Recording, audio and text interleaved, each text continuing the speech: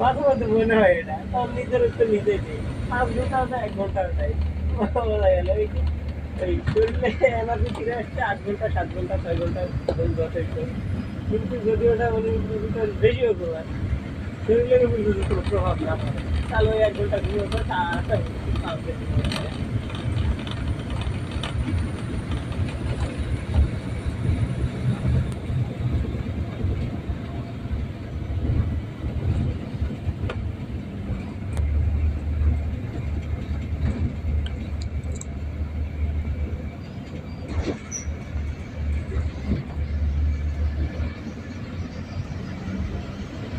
এটা ঠিক